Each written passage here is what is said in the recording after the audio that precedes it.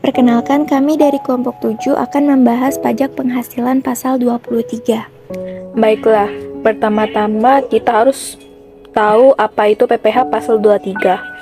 PPh pasal 23 adalah pajak yang dikenakan pada penghasilan atas modal, penyertaan, jasa hadiah, bunga, dividen, royalti, atau hadiah dan penghargaan selain yang dipotong PPh pasal 21.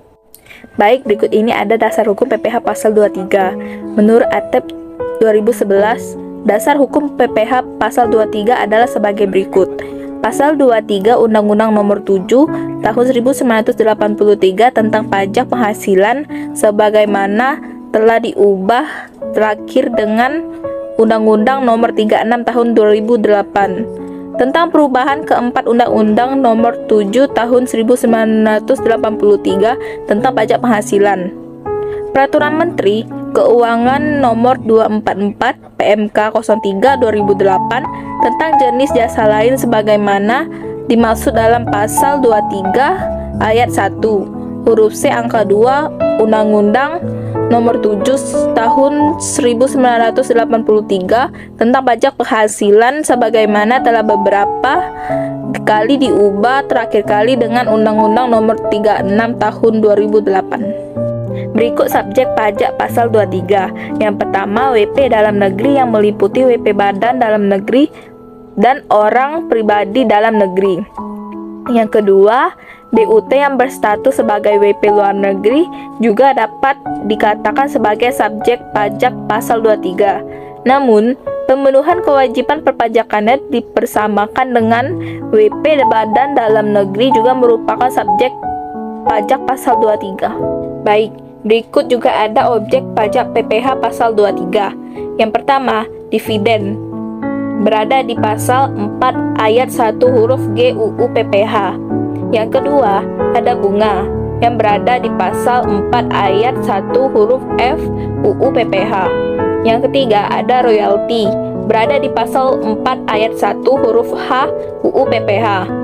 Yang keempat, ada hadiah, penghargaan, bonus, dan sejenisnya selain yang telah dipotong PPh pasal 21. Yang kelima, ada sewa dan penghasilan lain sehubungan dengan penggunaan harta, kecuali sewa tanah dan atau bangunan. Yang keenam, ada imbalan sehubungan dengan jasa teknik, jasa manajemen, jasa konstruksi, jasa konsultan, dan jasa lain selain jasa yang telah dipotong PPh pasal 21. Baik, berikut ada bukan objek pajak PPh pasal 23. Yang pertama, pajak penghasilan yang dibayar atau terutang kepada bank. Yang kedua, sewa yang dibayarkan atau terutang sehubungan dengan sewa guna usaha dan hak opsi. Yang ketiga, ada dividen atau bagian laba yang diterima atau diperoleh perseroan terbatas sebagai wajib pajak dalam negeri, koperasi, BUMN, BUMD dari penyertaan modal pada badan usaha yang didirikan atau kedudukan di Indonesia. Yang keempat, ada bunga obligasi yang diterima atau diperoleh perusahaan reksadana selama 5 tahun pertama sejak pendirian perusahaan atau pemberian izin usaha. Yang kelima, ada bagian laba yang diterima atau diperoleh perusahaan modal ventura dari badan pasangan usaha yang didirikan dan menjalankan usaha atau kegiatan di Indonesia. Yang keenam, ada sisa hasil usaha atau SHU koperasi yang dibayarkan oleh koperasi kepada anggotanya.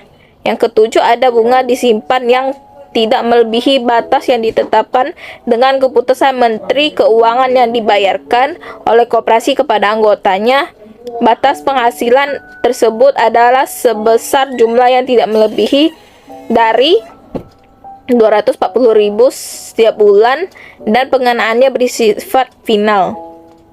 Yang kedelapan, ada bunga obligasi yang diperdagangkan di Indonesia dan dividen dari saham yang tercatat di Bursa Efek di Indonesia atau diperoleh dana pensiun yang pendiriannya disahkan oleh Menteri Keuangan.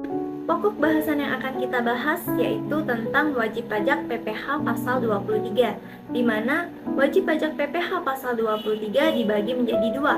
Yang pertama pihak pemotong dan juga yang kedua pihak dipotong.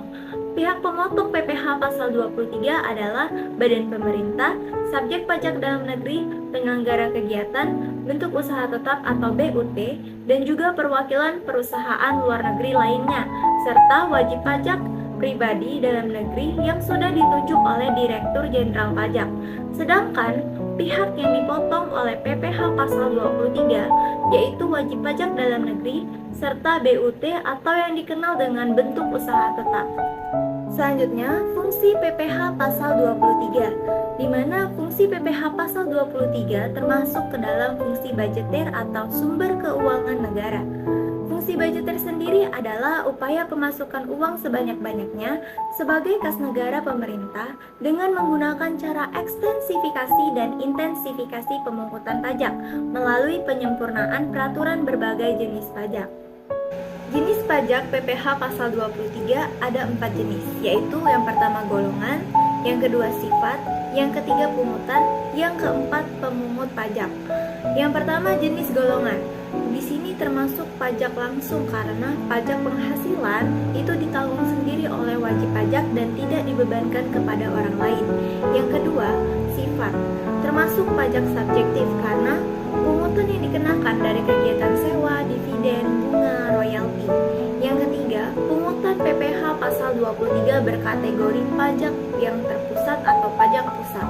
Yang terakhir yaitu pemungut pajak, yaitu pemungut pajaknya pihak pemberi penghasilan terkait pembayaran dividen, royalti, bunga, sewa, serta jasa kepada wajib pajak dalam negeri dan BUT atau bentuk usaha tetap, lalu wajib pajak badan yang dipilih sebagai pemungut terkait pemotongan PPh pasal 23. Tata cara pemungutan PPh pasal 23. Yang pertama kita lihat di bagian style cell, yaitu PPh pasal 23 termasuk ke dalam style cell nyata atau real, yang dimana style cell nyata ini pengenaan pajaknya dari objek sesungguhnya. Jadi PPh pajak penghasilan itu objeknya penghasilan. Yang kedua sistem pemungutannya termasuk ke dalam sistem withholding system. Yang terakhir jenis pajaknya.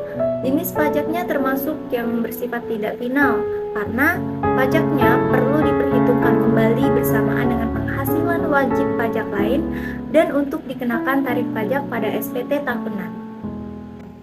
Nah teman-teman, di dalam perhitungan perpajakan PPh pasal 23 terdapat dua tarif, yaitu tarif 15% dan tarif 2% tergantung dengan jenis penghasilannya. Di tarif 15% itu ada sewa, royalti, bunga, hadiah, bonus, dan juga penghargaan lain yang tidak dipotong PPh pasal 21.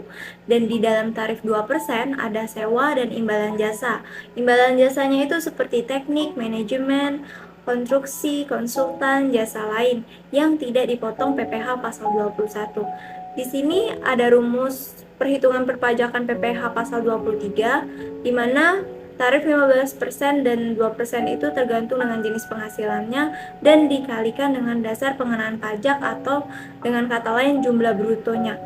Lalu terakhir kita akan membahas tentang pengkreditan dan bukti penyetoran serta bukti pelaporan PPh pasal 23, di mana pengkreditan PPh pasal 23 bukti potong PPh-nya hanya bisa dikreditkan sesuai tahun pajaknya. Lalu batas penyetorannya itu tertulis dalam pasal 2 ayat 6 PMK nomor 80 tahun 2010 yang menyebutkan PPh pasal 23 dan pasal 26 yang dipotong oleh pemotong PPh harus disetor paling lama 10 bulan berikutnya setelah masa pajak berakhir.